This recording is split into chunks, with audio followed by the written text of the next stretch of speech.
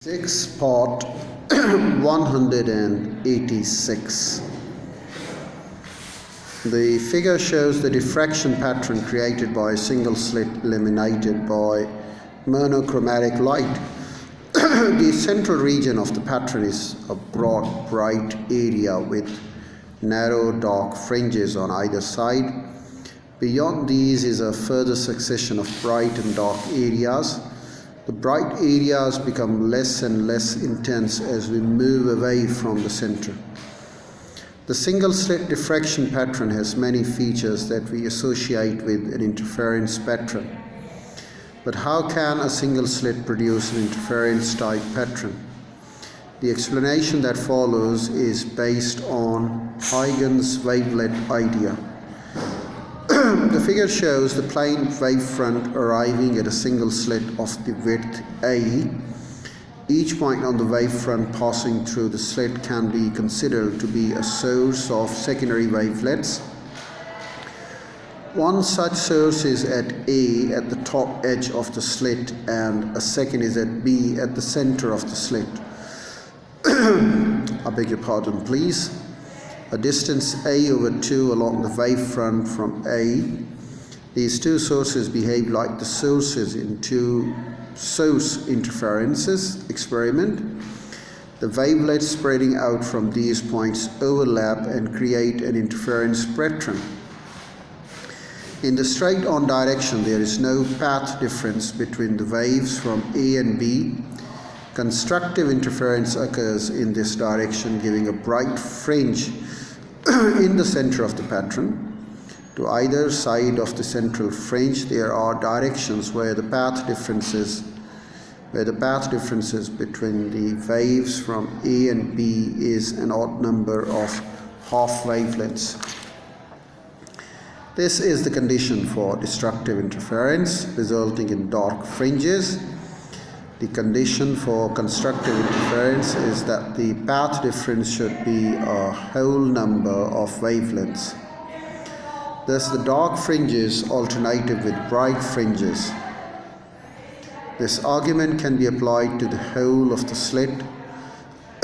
Every wavelet spreading out from a point in the top half of the slit can be paired with one coming from a point A over 2 below it in the lower half of the slit.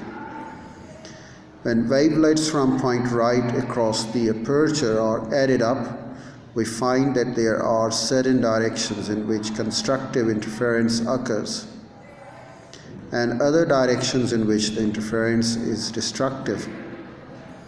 Figure is a graph of the intensity of the diffraction pattern as a function of the angle theta at which the light is viewed.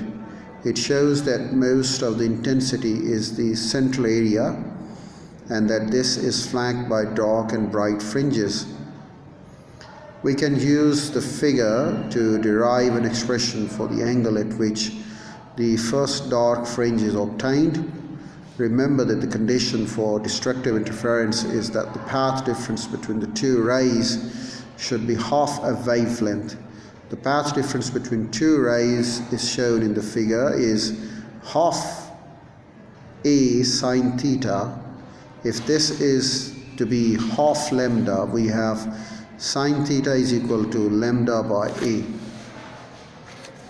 So we run into an equation here, and that provides for the wave structures and their behavior. This is the condition to observe the first dark fringe at an angle theta.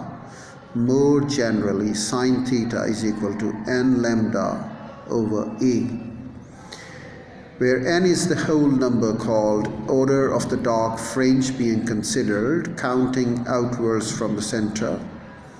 Although we have been concentrating on a diffraction pattern obtained with light, the derivation above applies to any type of wave passing through a rectangular aperture. The wavelength of light is generally small compared with the width of the slit or other apertures, so the diffraction angle theta is also small, provided that the theta is only a few degrees less than about 5 degrees the approximation of sine theta is equal to theta may be used to remember that theta must be in radians